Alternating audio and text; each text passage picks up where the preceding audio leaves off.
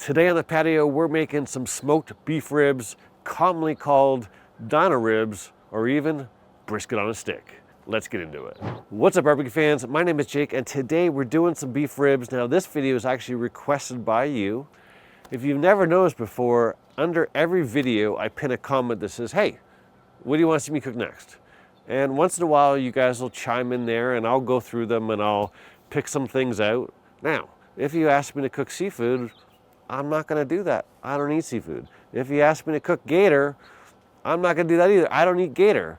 Once in a while I get asked, do a whole pig. I'm like, there's two of us. What the heck am I gonna do with a whole pig? But on occasion you guys say, hey, I haven't seen this in a while, or this is something I wanna learn how to cook. And I'm like, hey, I can knock that out. And today's beef ribs are all about that because someone asked for that maybe 3 weeks ago or a month ago. So today is your lucky day. Now look, as you can see, we're already started. In fact, we're going to pull these out a little bit and give them a quick spray.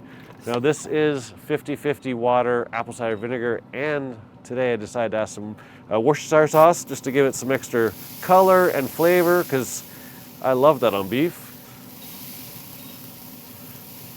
Clearly, we are well on our way into our cook. We're actually 2.5 hours in. That is the first spray.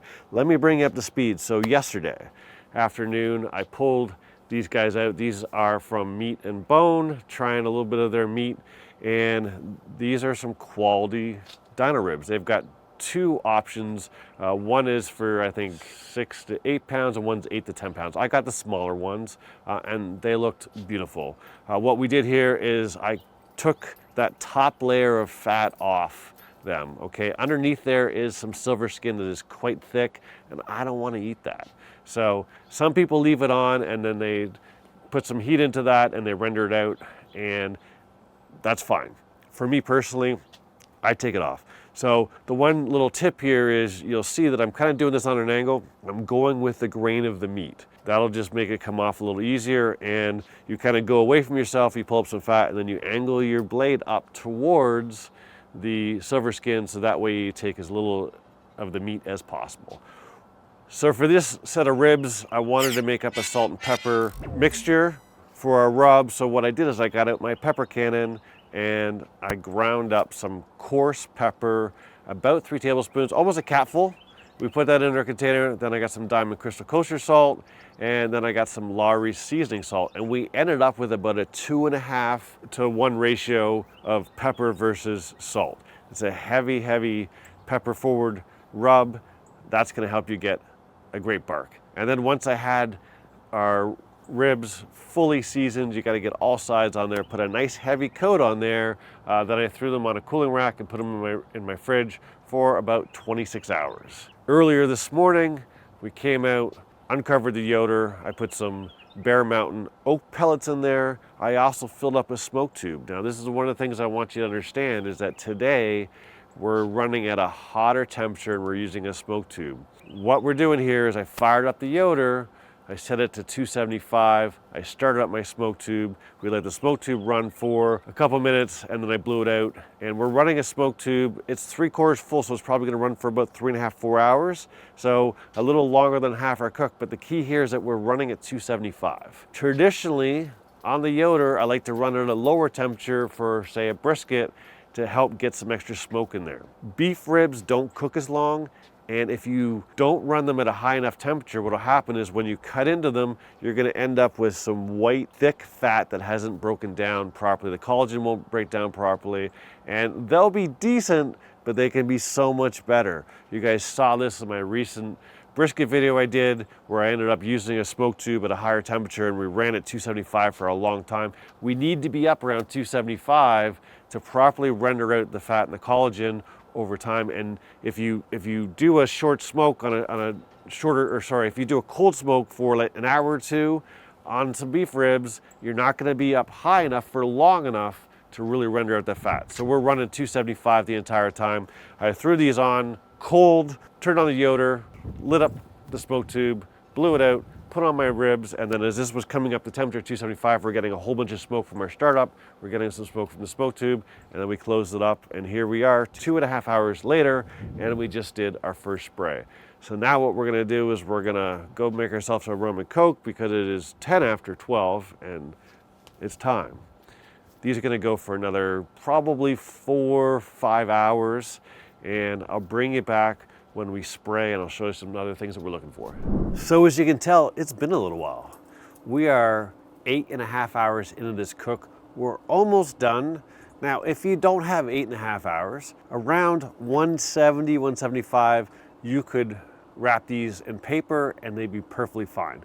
But since I saw you last, I've been spraying about every 45 minutes to an hour. We are due for a spray, so let's have a look. So you can see we've got a little bit of a dry spot right there.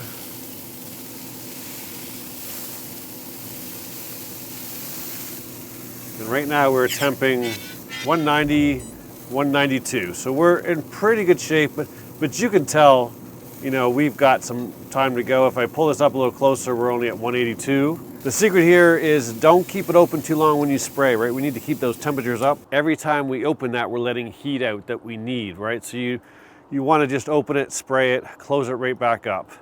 But right now what we're gonna do is, I toyed with wrapping this a little while ago. I was like, you know what? I'm just gonna let it push through.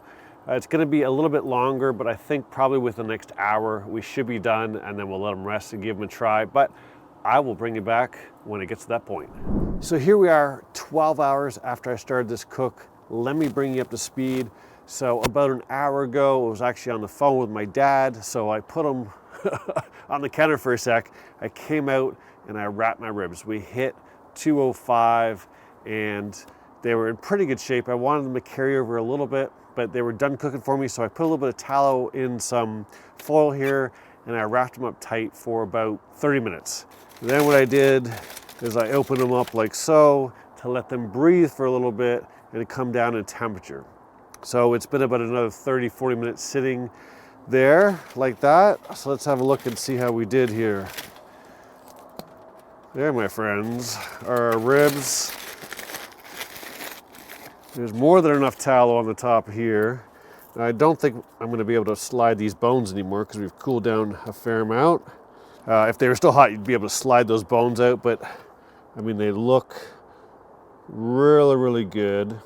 The bark is a little on the crunchy side, right? Because we did not wrap them at all, but look, you can feel just how tender it is. I like a crunchy bark once in a while. Everyone wraps ribs. I decided that today we weren't going to wrap them. So what we're going to do here is we are going to give ourselves a little cut. Get through this membrane. It's crunchy a little up. Hang on, I got a little bit of the bone there. These bones are pretty close to each other, twisted right in. There we go. As you heard, the membrane is super crunchy, but look at the smoke ring there. This is not going to be the one that we're going to have, obviously, because it's a small one. We want to get right in here. These bones really pulled in together, so I'm going to go like this and cut right along that bone. Perfect. That, my friends, is a great looking piece of beef. What we're going to do is we're going to separate these. Oh, wait. It's calling my name right there. Oh, wow. I'm just going to take a little bit of this fat off here that I don't want. Put this off to the side. And this, my friends, is a great piece of meat, right? A little excess fat there. Get rid of that. But overall, amazing bark. Look at, I mean, it just comes right apart.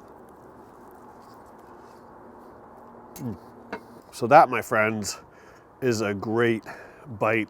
Got a fair amount of meat left here. Here's where all the meat is. It's all on this one rib. I'm gonna take that off and deal with that inside.